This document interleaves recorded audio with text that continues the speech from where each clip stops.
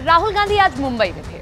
अब यहीं से वो न्याय यात्रा खत्म करके वोट यात्रा पर निकलने जा रहे हैं। लेकिन कांग्रेस पार्टी की वोट यात्रा में ब्रेकर बहुत ज्यादा है। कांग्रेस पार्टी के मुस्लिम वोट की राजनीति में सबसे बड़ा ब्रेकर तो खुद असदुद्दीन ओवैसी बनकर उभर रहे हैं, जिन्होंने पूरे देश के अंदर CAA पर राजनीति की खुली घोषणा कर दी है।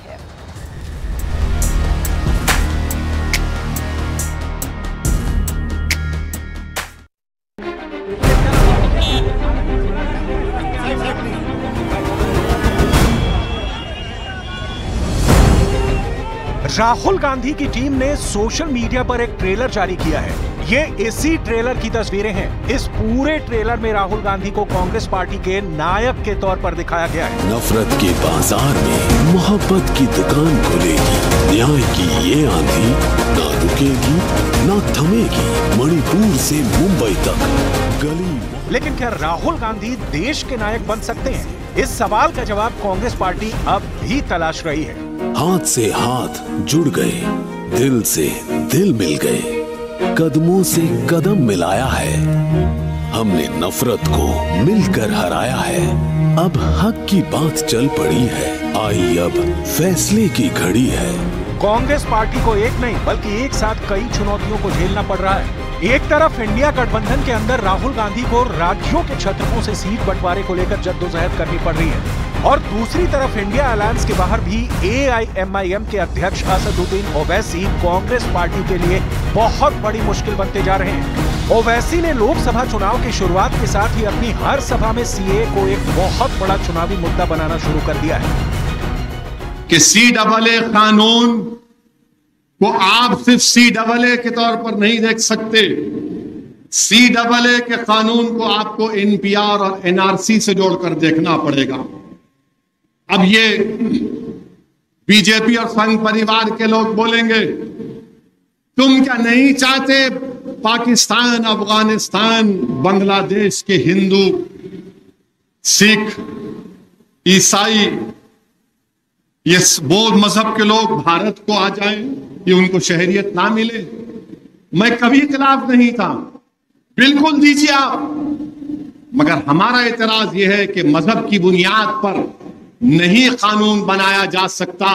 2023 में हुए तेलंगाना विधानसभा चुनाव में मुस्लिम वोटरों ने ओवैसी को बड़ा झटका दिया। जहां एक तरफ मुस्लिम वोट मिलने से कांग्रेस की सरकार बनी, तो वहीं ओवैसी की पार्टी का वोट प्रतिशत भी गिर गया, और इसी वजह से अब असदुद्दीन ओवैसी ने CAA के मुद्दे को धार देना शुरू कर दिया है।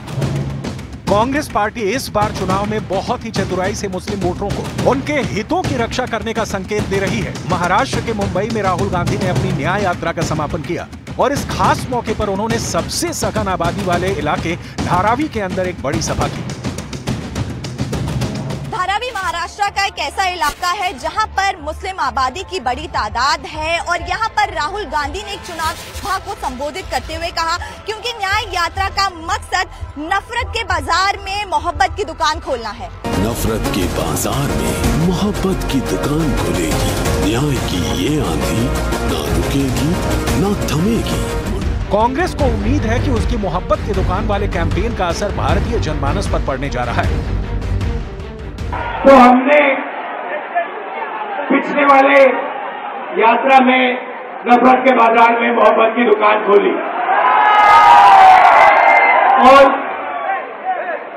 पिछली यात्रा में बहुत सारे लोगों ने हमें कहा कि देखिए आप 4000 किलोमीटर चले, मगर बहुत सारे ऐसे प्रदेश हैं जहां आप गए नहीं। उड़ीसा नहीं गए, झारखंड नहीं गए, छत्तीसगढ़ नहीं गए, बंगाल नहीं गए, असम नहीं गए, बिहार नहीं गए, तो आपको दूसरी यात्रा करनी चाहिए। और हमने दूसरी यात्रा मणिपुर से शुरू की। मुंबई इस वक्त भारत की राजनीति का सबसे बड़ा केंद्र बना हुआ है, क्योंकि यहाँ पर महागठबंधन की एक बहुत बड़ी रैली हुई है।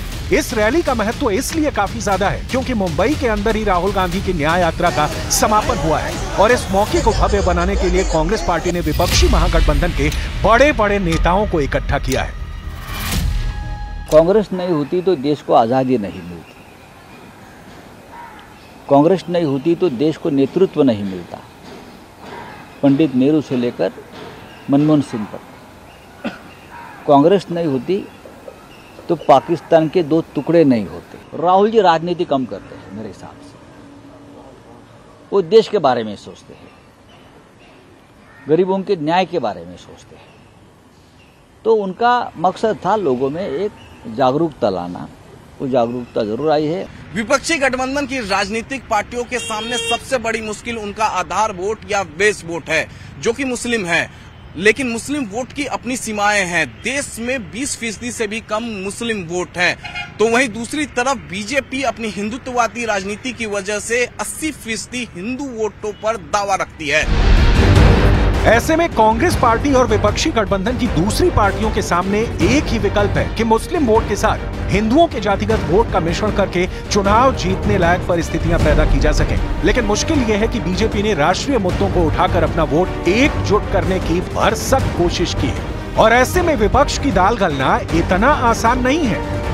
राहुल गांधी जी की न्याय यात्रा इस बात के लिए याद की जाएगी कि जब वो चले थे तो भीड़ लेकर चले थे, उसमें से कई उनके साथी बिछड़े बारी बारी, और जब वो पहुंचे मुंबई, उससे पहले नीतीश कुमार जी, ममता जी और कई उनके इंडिया अलायंस के साथी बिछड़ गए। तो ये न्याय यात्रा नहीं कहलाएगी, बल्कि ये याद किया जाएगा कि इसमें जब वो यात्रा शुरू की तब जो साथी थे उनके, वो बिछड़े हुए उनसे अलग हो गए और वो तन्हा तन्हा रह गए। बिल्कुल ठीक ऐसी स्थिति बिहार में भी नजर आ रही है। बेगूसराय और कटिहार सीट पर कांग्रेस पार्टी ने अपना दावा ठोका है। वजह यह है कि कांग्रेस बेगूसराय से युवा चेहरे के तौर पर कन्हैया कुमार को आगे बढ़ाना चाहती है। कन्हैया कुमार का गृह जिला बेगूसराय है और ऐसे में कन्हैया कुमार बेगूसराय